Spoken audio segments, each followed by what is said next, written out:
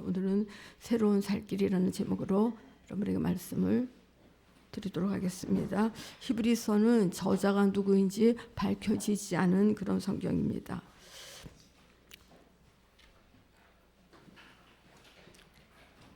성경은 다 저자가 밝혀졌거든요. 그런데 히브리서는 저자가 누구인지 밝혀지지를 않았습니다. 그런데 많은 권위 있는 신학자들이 히브리서의 저자는 바울이다 그렇게 말합니다. 왜냐하면 바울이 아니고서는 이렇게 영적으로 깊이 있는 책을 쓸 만한 사람이 없기 때문에 그렇습니다. 히브리서는 신구약 성경을 축소시켜서 깊은 구속사적 의미를 말씀하고 있는 그런 성경입니다. 히브리서는 구약의 말씀을 이루기 위해서 예수께서 이 땅에 오셔서 피 흘려 죽으시고 죄와 사망과 지옥에서 우리를 구원하셨고 구원받은 자로서 우리의 신앙생활이 어떠해야 한다. 그것을 말해주고 있는 것이 히브리서입니다. 하나님은 우리 인간에게 율법을 주셨죠. 율법을 우리에게 주신 하나님은 거룩하고 의로우신 하나님이십니다. 그런데 율법을 놓고 우리 인간을 보면 우리 인간이 얼마나 죄가 많은지 모릅니다. 어떻게 그렇게 죄가 많은지. 하나님의 의로운 율법으로 인간을 보니까 인간은 죄로 말미암아 영원히 죽어 지옥 갈 것이 확연히 드러납니다. 율법은 하나님의 의와 인간의 불의를 드러내는 절대적인 기준이에요. 율법을 통해서 하나님의 의를 알 수 있고 인간의 불의를 알 수 있어요. 그런데 바리새인들은 자신들은 율법을 다 지켰기 때문에 의롭다 그렇게 생각을 했습니다.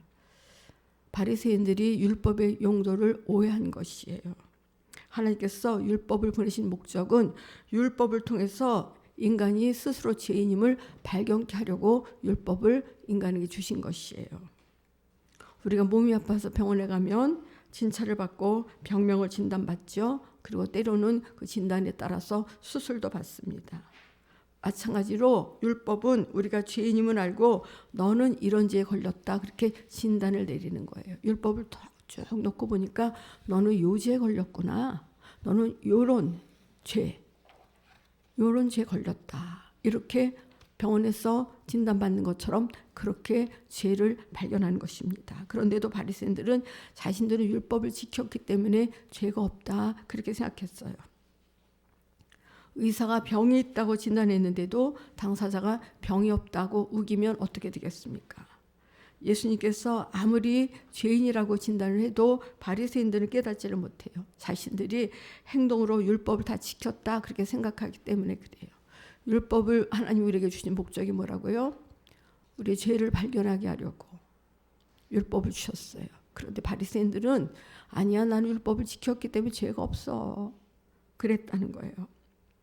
예수님은 그런 바리새인들을 보고서 마태복음 5장 17절에서 내가 율법이나 선지자나 폐하러 줄로 생각하지 말라 폐하러 온 것이 아니요 완전하게 함이라 그렇게 말씀하셨습니다. 율법을 완전케 하러 예수님이 오셨다 그렇게 말씀을 하셨습니다. 그렇다면 예수님이 오시기 전까지의 율법은 완전하지 못했다는 거예요. 율법이 인간에게 적용되면서 완전치 못한 부분이 있었어요. 그게 뭐냐면 행동으로 드러나는 죄는 찾아내는데 마음으로 짓는 죄는 찾아내지 못한다는 거예요. 율법이. 행동으로 나타나는 죄는 찾아낼 수 있어요. 그런데 율법은 마음으로 짓는 죄는 찾아내지 못해요. 율법은 간음하지 말라 그렇게 말합니다. 바리새인들은 행동으로 간음을 하지 않았기 때문에 나는 간음하지 않았어. 나는 죄를 짓지 않았어. 그렇게 주장을 합니다. 그런데 예수님은 마음으로 음욕만 품어도 간음한 것이다. 그렇게 말씀하셨습니다. 마태복음 5장 27절부터 28절을 보면 또 간음하지 말라 하였다는 것을 너희가 들었으나 나는 너희에게 이르노니 음욕을 품고 여자를 보는 자마다 마음에 이미 간음하였느니라 말씀합니다. 예수님은 행동뿐만 아니라 마음으로 지은 죄까지 다 찾아서 간음하지 말라는 율법을 완전케 하셨다는 거예요. 또 율법은 살인하지 말라 그렇게 말했지요. 그래서 율법으로는 사람만 안 죽이면 되는데 예수님은 미움이나 시기나 다툼이나 질투 등 마음속으로 짓는 죄까지 다 살인이다 그렇게 말씀하셨어요. 마태복음 5장 21절부터 22절에 보면 옛사람에게 말한 바 살인하지 말라 누구든지 살인하면 심판을 받게 되리라 하였다는 것을 너희가 들었으나 나는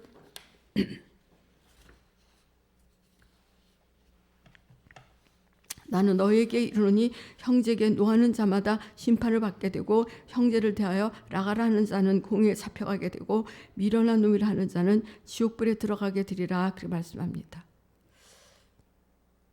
여러분 이 말씀 심각하게 생각해 보셨어요? 형제를 향하여 라가라 하는 자는 공에 잡혀가게 되고 미련한 놈이라 하는 자는 지옥불에 들어가게 되리라. 형제를 향해서 바리새인들은 그냥 살인만 하지 않으면 나는 죄 없어, 죄 안 졌어 이랬는데 예수님은 말씀하시기를 형제를 향하여 미련한 놈이라 하는 자도 지옥불에 들어가게 된다. 그렇게 말씀하셨어요. 제가 요즘 하나님의 말씀을 보면서 말씀이 다시 보이는 게 야 우리가 얼마나 하나님의 말씀 무시하고 살았나. 형제를 향해서 미련한 놈, 아우 참 미련해. 이게 지옥불에 들어가게 될 죄라고 누가 생각하겠어요. 그런데 예수님의 말씀은 1.1핵도 거짓이 없으신 분이에요. 거짓이 없으신 하나님의 말씀이에요. 천지는 없어지겠으나 하나님의 말씀은 1.1핵도 떨어지지 않냐고 반드시 이루어진다 그렇게 말씀하셨어요. 이런 말씀을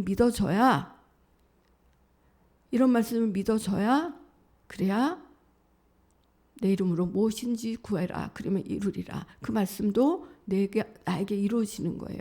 하나님의 말씀을 우리가 무시하면 우리에게 약속하신 말씀들도 우리가 받을 수가 없어요. 그래서 이런 말씀들을 보면서 얼마나 우리가 하나님의 말씀과 동떨어진 삶을, 동떨어진 신앙생활을 하고 있는가.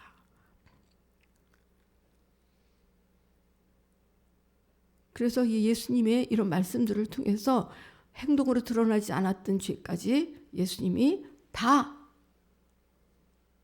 우리에게 알려주시는 거예요. 또 율법은 내 이웃의 것을 탐내지 말라 그렇게 말씀했는데 사람들이 남의 것을 보고 자꾸 욕심을 내잖아요. 좋은 집에 사는 사람 보면 어때요? 야, 저 사람 무슨 복이 많아서 저렇게 좋은 집에 살아? 아, 나도 저런 집에 한번 살아보고 싶네.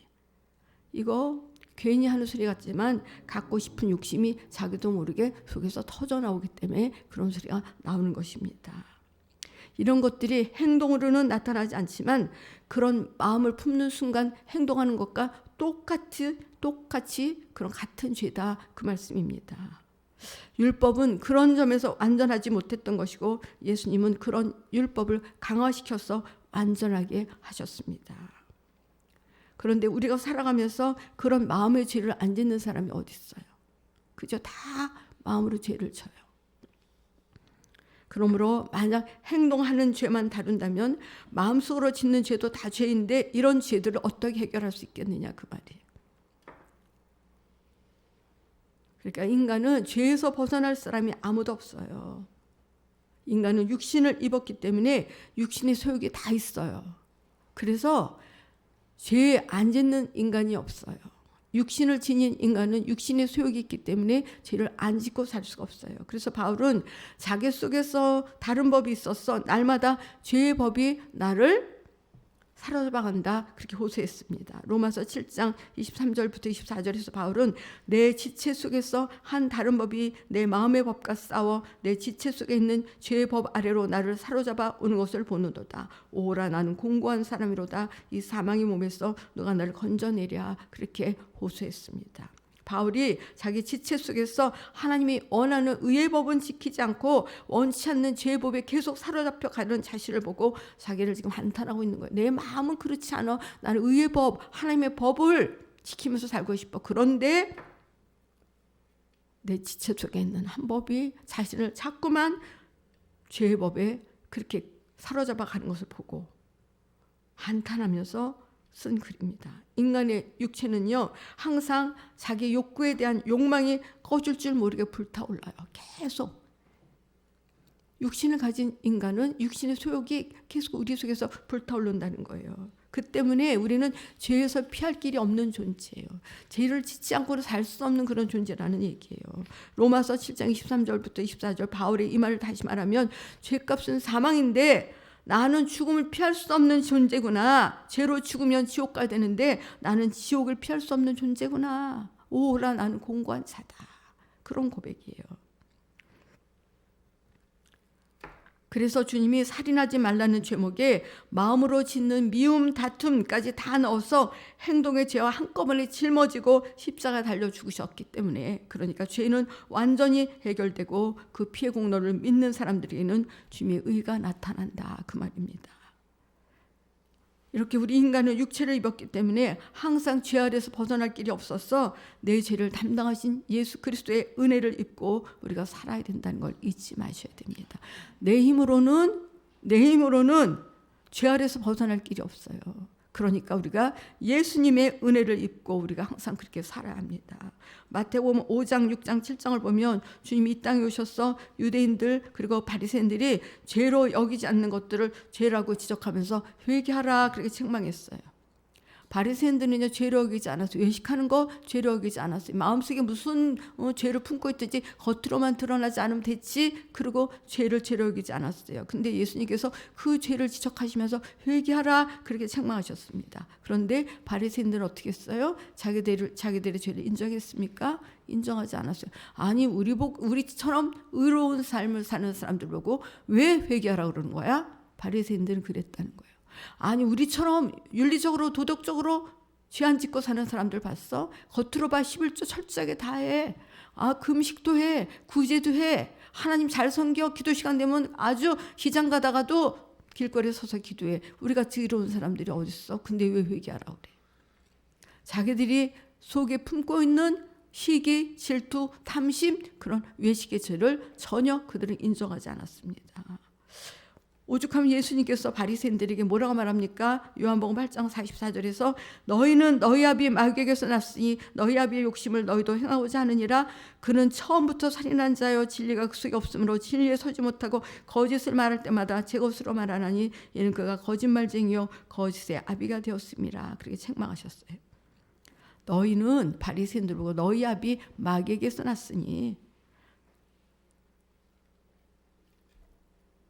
너희 아비의 욕심을 너희도 행하고자 하고, 그리고 또 거짓말하고, 그렇게 바리새인들을 그렇게 책망을 했습니다. 원래 마귀는 아담에게 하나님이 되라 그렇게 쓸데없는 욕심을 부리게 했지요. 그리고 선악과를 먹으면 내가 하나님처럼 된다 그렇게 거짓말하고 결국 선악과를 먹여서 죽여버린 거짓의 애비요, 그리고 살인의 애비요, 욕심의 애비예요.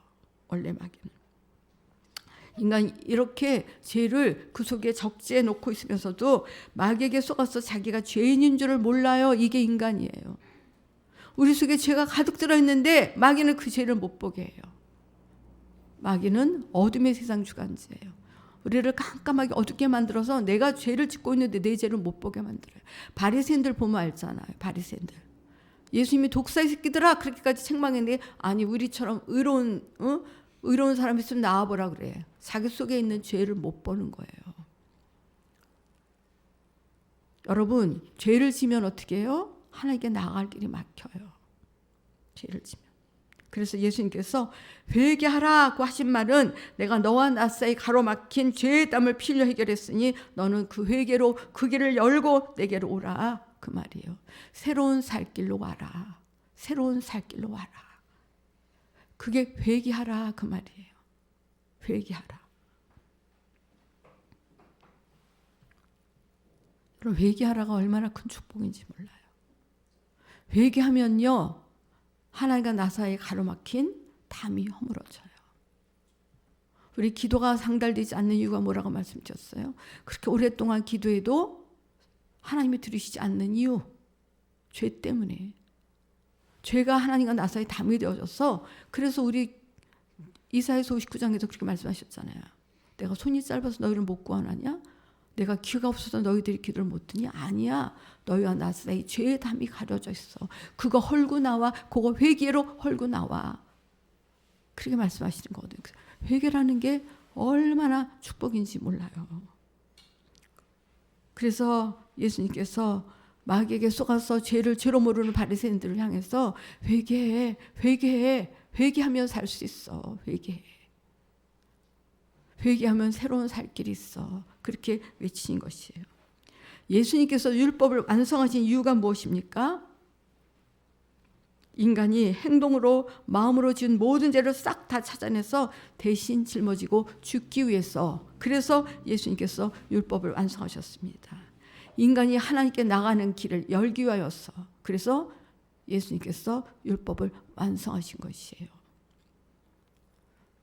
너희가 행동으로 지은 죄뿐만이 아니라 마음으로 지은 죄, 그 죄까지 내가 싹 다 짊어지고, 그래서 내가 그 죄를 해결해 줄게. 내가 대신 그 죄를 다 짊어지고 죽어줄게. 그래야 인간이 하나님께 나아갈 수 있기 때문에, 그렇게 인간이 하나님께 나아갈 수 있는 길을 열어주기 위하여서 예수님께서 율법을 완전케 해주신 것입니다. 오늘 보면 19절에 그러므로 형제들아 우리가 예수의 피를 힘입어 성소에 들어갈 담력을 얻었다. 우리가 예수의 피를 힘입어 성소에 들어갈 담력을 얻었다. 이 짧은 한 절의 말씀 속에는요, 인류 구원을 이루신 하나님의 엄청난 사건이 들어있습니다. 구약시대 성소는 어떤 곳이에요? 성소. 제가 성소에 대해서 수요일날 설교하다가 여러분이 너무 어려워하시는 것 같아서 몇 번 하다 말았는데요. 출애굽기 25장 8절부터 9절에 보면 내가 그들 중에 거할 성소, 내가 그들 중에 거할 성소를 그들을 시켜 나를 위하여 짓되 물은 내가 내게 보이는 대로 장막의 식양과 그 기교의 식양을 따라 지을지니라. 그렇게 말씀합니다. 성소가 뭐냐? 하나님이 거하시는 장소가 성소예요. 하나님이 거하시는 곳이 성소예요. 여러분, 하나님이 거하시는 거룩한 성소에는요, 아무나 들어갈 수 없었어요. 아무나 들어갈 수 없었어요. 죄인이 어떻게 하나님을 뵐 수 있었겠으며 죄 아래 매인 자가 어떻게 하나님을 만날 수 있었겠습니까? 그래서 성소에 들어갈 힘을 얻으려면 아주 까다로운 절차가 필요했어요. 구약에 성소에 들어갈 때 성소의 구절을 보면요, 성막 문으로 들어가면 성막들의 제사를 드리는 기구들이 있어요. 성막 문으로 들어가면 성막 뜰이 나와요. 거기에 제사를 드리는 기구들이 있습니다. 성소에 들어가기 위해서는 제일 먼저 성막 뜰에서 자기가 가져온 짐승을 잡아서 번제단에서 번제를 드려야 했습니다.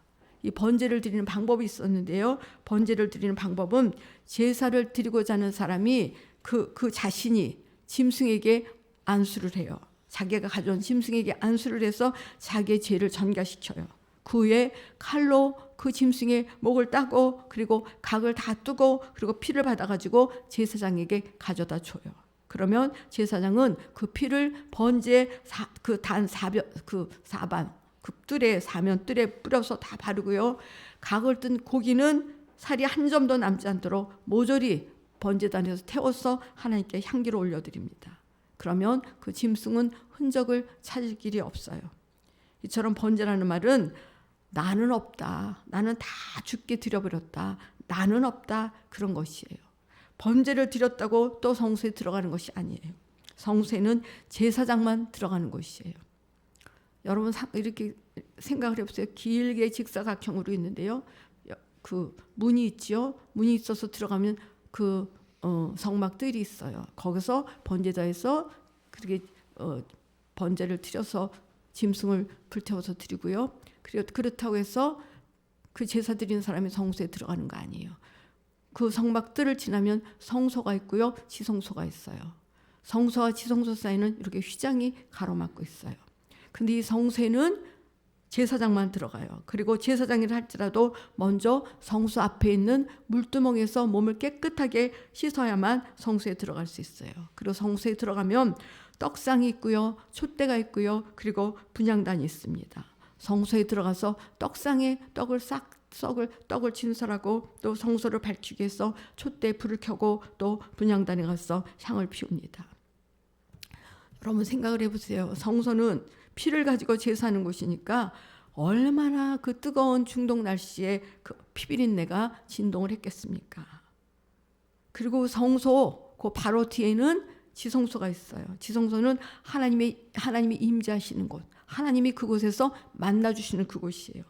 그리고 성소와 지성소 사이에는 휘장이 들여 있는데 지성소에는 1년에 한 번 대제사장이 대속죄일에 들어갈 수 있어요. 1년에 한 번 대속죄일에 대제사장만이 들어갈 수 있는 곳이 지성소예요. 대제사장은 전 백성의 죄를 사함받으려고 지성소에 피를 들고 들어가요. 대제사장이 하나님의 임재의 상징인 법궤 앞에 가서 하나님께 피를 뿌리고 제사를 드리는데 하나님께서 그 제사를 받으시면 정한 날에 제사장이 밖으로 나오지만 만약 하나님께서 그 제사를 받지 않으시면 제사장은 지성소 안에서 그냥 즉사해요.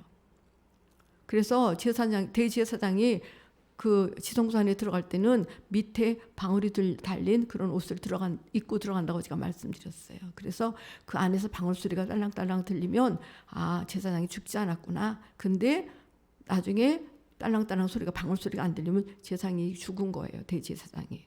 그러면 어떻게 돼요? 아무도 거길 들어갈 수 없으니까 대제사장이 들어가기 전에 끈을 묶고 들어가요. 그러면 끈을 잡아당겨서 제사장을 그렇게 방울 소리가 나지 않으면 죽었구나 하고 이렇게 끌어내는 거예요. 여러분, 죄를 회개하지 않으면 그렇게 무서워요. 그렇게 그냥 즉사하고 말아요. 그런데 성소와 지성소 사이를 구분하는 것이 바로 휘장이에요. 성소는 제사장만이 들어가고, 그리고 지성소는 1년에 한 번 대제사장이 대속죄일이 들어가는 곳인데, 거기와 그 지성소는 하나님이 임재하시는 곳, 거기는 하나님의 법궤가 있는 곳. 근데 성소와 지성소 사이를 뭐가 막고 있다고요? 휘장이 막고 있어요. 예수님께서 십자가에서 피 흘려 돌아가시면서 다 이루었다 그렇게 말씀하실 때 성소와 지성소 사이를 가로막고 있던 휘장이 위로부터 아래로 찢어졌다. 그렇게 성경이 말씀하고 있습니다. 마태복음 27장 50절부터 51절을 보면 예수께서 다시 크게 소리 지르시고 영원히 떠나시니라. 이에 성소 휘장이 위로부터 아래까지 찢어져 둘이 되고 땅이 진동하며 바위가 터졌다. 그렇게 말씀하고 있습니다. 하나님께로 나아가는 길을 가로막던 휘장이 찢어지고 하나님께 나갈 길이 열렸다는 거예요. 하나님이 계신 지성소에는 1년에 딱 대속죄일 그날 대제사장만이 들어갈 수 있는 곳, 아무도 못 들어가는 곳. 그런데 그 지성소를 가리고 있던 휘장이 위로부터 아래로 찢어졌다. 예수님이 십자가에서 피 흘려 죽으시면서 다 이뤘다 하고 돌아가실 때 휘장이 위로부터 아래까지 찢어졌다. 그게 뭐예요? 이제 하나님께로 나가는 길을 가로막던 휘장이 찢어지고 하나님께 나아갈 길이 열렸다 그 말입니다. 누가 제물이 됐기 때문에 하나님께 나가는 길이 열렸어요? 예수님이 제물이 되고 그 피를 들고 들어갈 때 휘장이 찢어졌다는 얘기예요. 그 피를 들고 들어갈 때. 여러분, 짐승의 피로 드리는 제사도 죄에서 용서함 받아서 인간의 육체를 거룩하게 하는데 하물며 하나님의 아들의 피는 얼마나 더 거룩하고 능력이 있겠느냐 그 말이에요. 짐승의 피를 들어갈 때는 단 한 번도 휘장이 찢어지지 않았어요. 그런데 골고다의 십자가의 피는 성소와 지성소 사이의 휘장을 그냥 쫙 찢어 없애버렸다는 거예요. 이제 하나님께서 인간을 직접 만나 주신다는 것입니다. 그때부터 우리는 하나님께 직접 예배하고 직접 기도하고 찬양하게 되었어요. 예수님께서 제물이 되셔서 그 피를 흘려주시는 순간 그 피를 들고 들어가는 사람에게는 하나님께 나아갈 길이 그냥 쫙 열려버렸다 그 말입니다. 우리는 예수께서 흘린 십자가의 피를 들고 하나님께 나아가는 거예요. 성소에 들어갈 담력을 얻었다 이 말은 하나님께 들어갈 때는 반드시 제물이 있어야 되는데 이제 우리는 예수의 피를 들고 하나님께 담대하게 나갈 수 있게 되었다 그 말이에요. 예수님의 피 때문에, 예수님의 피, 그것이 제물이 되어졌어. 우리가 그 피를 들고 하나님께 담대하게 나갈 수 있게 되었다 그 말입니다. 이제 우리에게 그 제물, 하나님께 나가는 제물은 나를 죄와 사망과 지옥에서 구원하신 예수가 흘리신 그 피가 우리의 제물이에요. 그 피가. 구약에서는 짐승의 피를 들고 들어갔잖아요. 그러나 이제는 예수가 흘리신 그 피가 우리가 하나님께 나가는 제물이에요. 여러분, 이스라엘 백성들은 애굽에서 430년 동안 사람이 견딜 수 없는 종살이를 했습니다. 너무너무 견딜 수 없자 이스라엘 백성들이 하나님께 부르짖어 기도하지요. 그러자 그들이 기도를 들으시는 하나님께서 이스라엘 백성을 출애굽시키기 위해서 모세를 보내시지요. 모세가 이스라엘 백성을 구원하기 위해서 이제 애굽에 들어갑니다. 모세가 하나님의 명을 받들어서 바로에게 이스라엘 백성을 내놓아라 그렇게 했죠. 근데 바로가 놓아줬습니까? 바로가 놓아주지 않아요. 피재앙, 그리고 개구리 재앙, 여러 가지의 재앙, 수많은 재앙 속에서도 바로는 이스라엘 백성들을 내어주지 않았습니다. 재앙이 임할 때는 백기를 드는 듯 싶었지만 절대로 굴복하지 않았죠. 그러다가 마지막 애굽의 모든 장자가 죽어가는 재앙이 맞아 바로가 항복을 하고 이스라엘 백성들을 놓아주었습니다. 장자가 죽어가는 재앙이 임하기 전에 하나님께서 모세에게 지시하셔요. 뭘 지시하십니까? 모세야, 내 백성에게 말하여 이르기를 이달 열 나흔 날 해가 질 때 양을 잡아 피를 문설주에 바르고 집안에서 양고기와 쓴나물을 먹으라고 해라. 그러면 장자가 죽어가는 재앙에 넘어갈 것이다. 이렇게 지시하셨습니다. 이스라엘 백성들이 그 말씀대로 행하자 애굽 사람들의 장자나 짐승에 처음 난 것들이 다 죽어가는 재앙 속에서 이스라엘 백성들에게는 죽음의 사자가 다 넘어갔어요. 애굽의 장자, 짐승의 첫 새끼까지 다 죽이는데 이스라엘 백성들은 죽음의 사자가 넘어갔어요. 그 다음날 바로가 백기를 들고 이스라엘 백성을 내어줘요. 그래서 이스라엘 백성들이 지금도 유월절을 지키는데 유월절이란 뜻이 뭐냐면 유월 이건 넘어갔다 그 뜻이에요. 다시 말하면 죽음의 사자가 넘어갔다 그런 뜻이에요. 구약의 이스라엘 백성들이 제사를 드릴 때마다 짐승의 피를 흘리는 거, 그리고 아브라함 때는 물론이고 아벨의 피 흘린 제사로부터 이건 뭘 예표하는 거예요? 이것은 예수의 피를 흘릴 때 죄에서 자유를 얻고 죽음에서 구원을 받는다는 예수 그리스도의 십자가의 사건의 예표예요. 구약의 짐승의 표, 아브라함 때도 짐승의 피를 흘리고 그리고 아벨도 짐승의 피를 흘리고 이거 다 예수 그리스도, 예수의 피, 예수의 피만이 예수의 피로 우리가 죄에서 구원받고 죽음에서 구원받는다는 예수 그리스도의 십자가의 피의 예표인 사건이에요.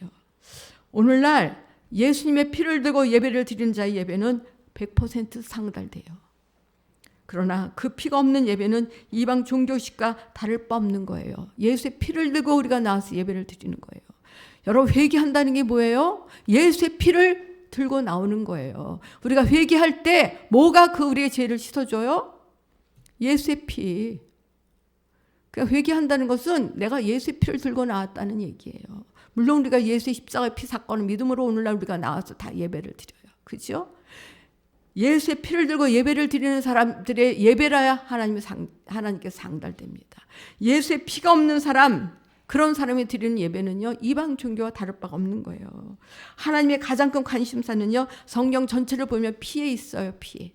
제가 언젠가도 말씀드렸죠. 저희 친정아버지가 저희 친정엄마 돌아가신 후에 몇 년 동안 성경을 육독반을 하셨어요. 육독반을 하셨는데 그러고 나서 저에게 하신 말씀이 있어요.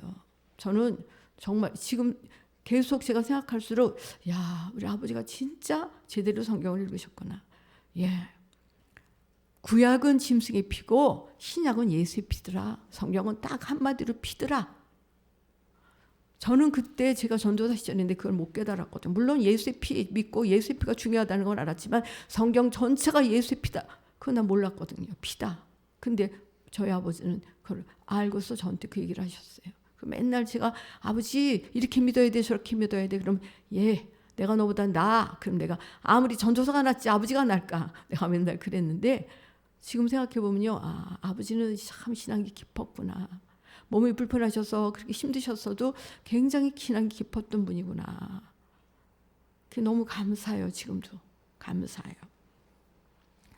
여러분, 바로가 그렇게도 이스라엘을 놓아주려 하지 않더니 양을 잡아 피 흘리니까 바로의 앞쪽에서 금방 나오게 되는 걸 우리가 볼 수 있지 않습니까? 이렇게 피를 만나지 못한 사람은 지금 죄에 갇혀 있고요. 마귀 사단 귀신의 손에 붙들려 있지만요, 예수 피를 만난 사람은 새로운 살 길로 담대히 하나님의 성소에 들어가요. 예수의 피가 그렇게 새로운 살 길이라는 말이에요. 새로운 살 길, 예수의 피. 여러분, 예수 피 없이 신앙생활 하는 사람들은요, 뭐라고 말하는지 아십니까? 아니 무슨 교회를 꼭 구원받으러 가냐? 그건 너무 이기주의자잖아. 교회 가서 좋은 소리 듣고 봉사하고 그러면 좋잖아. 그렇게 말하지요. 좋은 소리 같지요? 그러나 우리가 예수 믿는 목적은 예수 피를 만나려고 온 것이에요. 우리가 예수를 믿는 목적, 예수 피를 만나기 위해서. 왜 그래요? 하나님과 나와 죄의 담이 가로막혔으니까 이것을 헐어야 천국에 가기 때문에 그래요. 죄의 담이 가로막혔는데 뭘로 헐어요? 회개해서 예수의 피로 씻음 받아야, 씻김 받아야 죄의 담이 허물어지는 거예요. 죄의 담을 못 털면 이 죄를 가지고 지옥 가야 되니까 절대로 지옥 가서는 안 되기 때문에 우리 죄를 사하시려 예수께서 피 흘렸다는 것을 우리가 인정해야 되는 거예요. 우리가 천국 갈 수 있는 것도 예수의 피를 힘입기 때문에 가는 거예요. 우리 힘으로 못 가요. 우리 힘으로 천국 갑니까? 못 가요. 우리는요, 난 담대해야 돼, 담대히 나가, 이럴 필요도 없이 그냥 예배당 문 열고 내 마음대로 들어와서 피의 소리를 듣고 있어요. 내 마음대로 들어와서 하나님을 만나고 있습니다. 그분의 사랑을 받고 있고요, 그분의 목소리를 듣고 있습니다. 말씀을 들으면서 질병도 고치고 귀신도 떠나가고 문제도 해결되고 있어요. 여러분, 하나님의 말씀은요, 말씀을 제대로 들으면요, 말씀이 제대로 들리면요, 질병도 떠나가고 귀신도 떠나가고요, 문제도 해결받아요. 이처럼 우리는 다 담대히 하나님께 나와요. 하나님께 나오면서 쭈뼛쭈뼛대면서 그렇게 안 나와요. 나가다가 잘못 나가서 하나님 앞에 주고 이렇게 안 나와요. 담대히 나와요. 이것은 주가 주신 축복이고 주가 주신 기업이에요. 이 길은 반드시 예수의 피만 힘입어서 갈 수 있는 그런 길입니다. 우리가 찬양할 때요, 피에 관한 찬양을 참 많이 해야 돼요. 피에 관한 찬양. 여러분, 하나님 아버지가 어디에 가장 관심을 많이 두시겠습니까? 하나님 아버지가. 어떤 사람들은 착한 일을 할 때 하나님의 관심이 있겠지 그렇게 생각합니다. 내가 이렇게 선하고 착한 일을 하면 하나님이 나한테 관심을 가지지 않겠어? 그러나 하나님은 아들의 피가 없는 봉사나 예수의 피가 없는 자선에 관심이 없어요. 아들의 피가 없으면 그 사람이 아무리 자선을 많이 베풀고 봉사 많이 한다 그래도 하나님 관심이 없습니다. 못났어도 나에게 하나님의 아들의 피가 있다면 하나님은 나에게 최고의 관심을 가져요. 나에게 아들의 피가 있다면 저 사람을 위해서, 죄를 위해서 내 아들이 피 흘리고 죽었어. 그 사람한테 하나님이 가장 관심이 가지. 자기 아들의 피도 없이 아무리 선한 일을 한다고 하나님의 관심을 가지시겠습니까? 죄 때문에 내 아들이 피를 흘렸어. 저 안에 내 아들의 피가 있어. 여러분, 내 안에 하나님의 아들의 피가 있기 때문에 하나님 나에게 관심을 가지시는 거예요. 내 안에 하나님의 아들이신 예수의 피가 있기 때문에. 자기 아들의 피는 내 죄를 대신해서 죽었다는 증거입니다. 그 피가 내 안에 있는 한 우리는 지옥 안 가요. 그 피가 내 안에 있는 한, 그 피가 내 죄를 사한 증거고 피가 천국 갈 티켓이기 때문에 그렇습니다. 그러므로 그 피가 내 안에 있는 사람은 지옥 갈 길은 닫히고 천국 갈 새로운 살 길만 열린 사람이에요. 그 피가 내 안에 있는 사람. 여러분, 예수님만이 하나님께 들어가는 휘장 가운데로 열어놓으신 새로운 살 길이에요. 20절에 보면 휘장은 곧 그의 육체다 그렇게 말씀했습니다. 휘장은 곧 그의, 예수님은요, 내 죄를 담당하고 죽으셨다는 거예요. 내 죄를 담당하고. 예수님의 육체가 피 흘리는 순간에 하나님과 나를 가로막고 있는 죄의 담이 다 무너져 버렸습니다. 얼마나 감사한 일이에요. 얼마나 감사한 일이에요. 예수님이 피 흘려 죽지 않으셨으면 우리는 그 죄 때문에 지옥불에서 영원히 고통받아야 될 존재예요.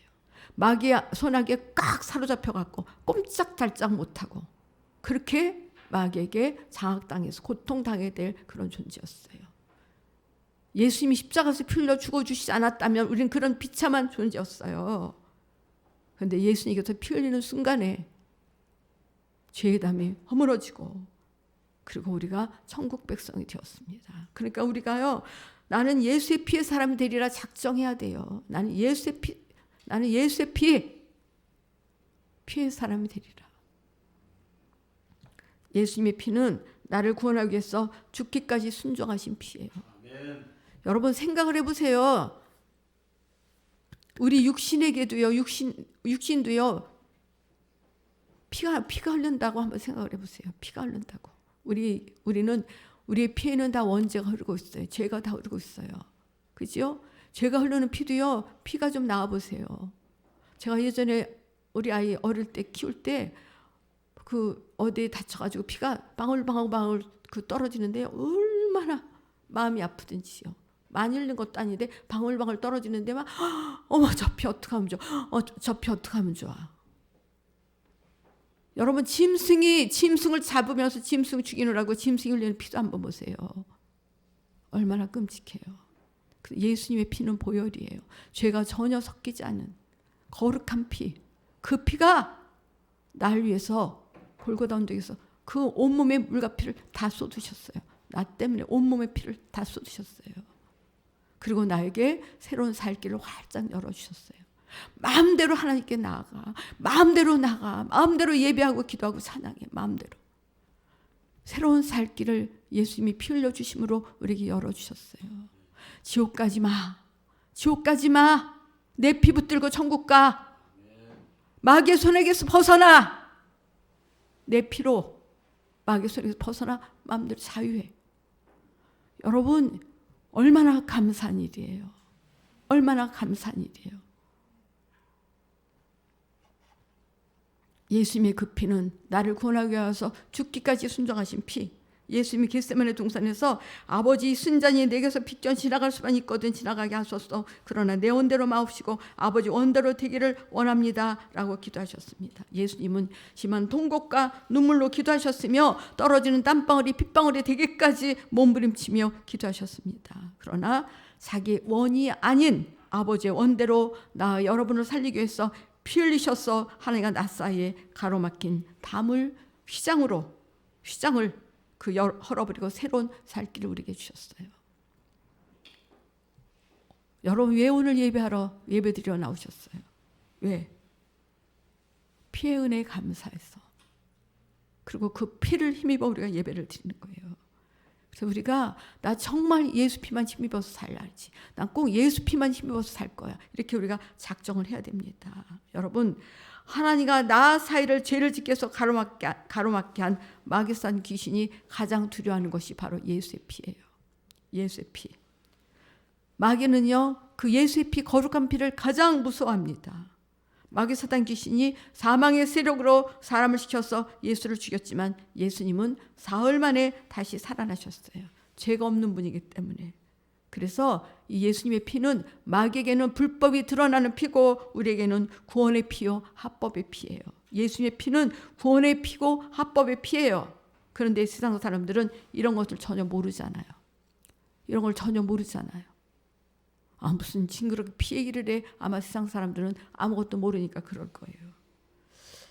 여러분 그런 면에서 예수 피와 예수 이름은 동격이에요. 예수 피, 예수 이름 동격이에요. 하나님 말씀도 동격이고요. 성령의 능력도 동격이에요. 예수 이름으로 귀신아 떠나가라 이렇게 말할 때 예수 이름은 피의 이름이고 부활의 이름이고 그리고 죄와 사망과 저주와 그리고 악한 마귀를 정죄하고 멸한 이름이기 때문에 악한 영들이 그렇게 예수의 이름을 무서워하는 거예요. 예수의 이름이나 예수의 피 동격이기 때문에. 여러분 사람들이 그 죽음을 앞두고 있을 때도 계속해서 우리가 예수께서 너 위에 흘린 십자가의 피를 기억해라. 그 피의 공로를 의지해서 회개하라. 그렇게 계속 말해줘야 돼요. 왜 그렇습니까? 예수의 피를 믿음으로 내가 지옥 갈 죄가 해결되고 그리고 예수의 피로 의로워지기 때문에. 그래서 계속해서 죽음을 앞둔 사람들에게도 예수께서 계속해서 예수의 피, 예수의 그 피가 널 위해서 죽어주신 피야. 그 피에 의지해서 회개해서 그렇게 거룩해져야 돼. 그렇게 우리가 죽음을 앞둔 사람들에게도 계속해서 말을 해줘야 된다는 그런 말입니다. 여러분 우리는요 십자가의 피의 공로를 끝까지 움켜쥐고 살아야 되는 사람들이에요. 끝까지. 이 피를 가진 사람은요 이 피를 배신할까봐 죄를 짓고 싶어도 절대 못 져요. 정말 예수의 피를 가진 사람은요 쉽게 죄 못 져요. 나 같은 죄인을 살리려고 예수님이 그 고통을 당하시고 피를 흘려주셨는데 내가 그 예수님을 또 고통스럽게 안 되지. 정말 이 피를 가진 사람은 쉽게 죄 안 져요. 쉽게 남의 말 안 해요. 쉽게 남 미워하지 않아요. 쉽게 죄 짓지 않아요. 우리는 예수 피를 가져야 되죠. 예수의 피를 들고 예배하고 찬양하는 피의 사람은요 어디를 가도 하나님의 관심을 받아요. 하나님의 관심을 받아요. 제가 말씀드렸죠. 하나님의 관심이 어디에 있겠어요. 자기 아들의 피가 있는 사람의 관심이 있지 않겠습니까? 여러분 아무리 길에 사람이 많아도 관심사는 자기 아이에게만 있어요. 그렇게 사람이 길에 많아도요 자기 아이에게만. 아유 그쪽으로 가지마 위험해. 자기 아이에게만 그렇게 관심이 있어요. 마찬가지로 하나님 아버지의 관심사가 어디 있겠습니까? 하나님 아버지가 누구에게 관심을 갖겠습니까? 바로 그 아들의 피. 아들의 피. 하나님의 사랑받고 그분의 제일 관심사 속에 살기 원한다면요 우리는 예수의 피의 사람이 돼야 돼요. 여러분 가장 충격적인 일은 평생 잊혀지지 않아요. 우리에게 최고의 충격적인 일은 내가 하나님을 알고 보니 나는 정말 죄의 바벌에서 죽을 자였는데 이 죽음을 대신해서 하나님의 아들이 피를 쏟아 나를 구원해 주시고 그 피가 내 안에 있다 라는 것이어야 돼요. 가장 우리에게 충격적인 것은 예수님의 피의 십자가의 그 피의 사건이 내 안에 가장 충격적인 사건으로 남아 있어야 돼요. 언제 어디서나 우리가 항상 나를 살리게 하여서 예수께서 그 십자가에서 피 쏟아서 나를 구원해 주셨어. 그리고 그 예수께서 흘린 그 피가 내 안에 있어. 항상 우리가 기억하고 살아야 된다는 거예요. 그럴 때 우리가 쉽게 죄 짓지 않아요.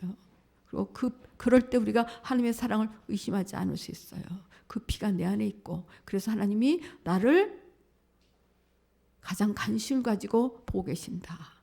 우리가 잊지 말아야 됩니다. 여러분 아들을 죽여서 우리가 예수 피를 들고 하나님 앞에 담대히 나갈 수 있게 만들어 주셨으니 감사를 우리가 무엇으로 갚을 수 있겠습니까? 예수 피의 은혜가 내 안에 있는 사람은요 감사하지 않을 수가 없어요. 우리가 왜 마음속으로부터 자꾸 감사가 식어집니까? 이 피의 은혜가 식어지니까 감사가 식어지는 거예요. 이 피의 은혜가 식어져서 감사가 식어지면 어떻게 됩니까? 주님이 뭐라고 말씀하셨습니까? 시편에 감사를 잊어버린 너희여 내가 너희를 찌질이니 건질 자 없으리라 그렇게 말씀하셨어요. 피의 은혜를 잊어버리면 감사가 식어지고요. 그리고 내가 너희를 찌질이니 건질 자 없으리라 그렇게 말씀하셨어요. 아들까지 주어서 아들까지 십자가에 죽여서 나를 구원해 주셨는데 우리가 그 은혜를 잊어버린다. 말도 안 되는 얘기예요. 여러분 꼭 기억하세요. 예수님이 나 같은 죄인 지옥불에서 건지시려고 그리고 마귀의 손에게서 건지시려고 십자가에서 피 흘려 죽어주셨어요. 하나님은 나를 살리기 위해서 아들을 죽여주셨고 아들은 나를 살리기 위해서 십자가에서 살찢고 피 흘려서 고통 가운데 죽어주셨어요. 여러분 이 피 있지만 이 피가 우리가 새로운 살 길이에요. 하나님께 나아가서 새로운 살 길이에요. 꼭 기억하시고 이 피를 꼭 잊지 마시고 간직하고 사시는 저와 여러분이 되시기를 예수님의 이름으로 축원을 드리겠습니다.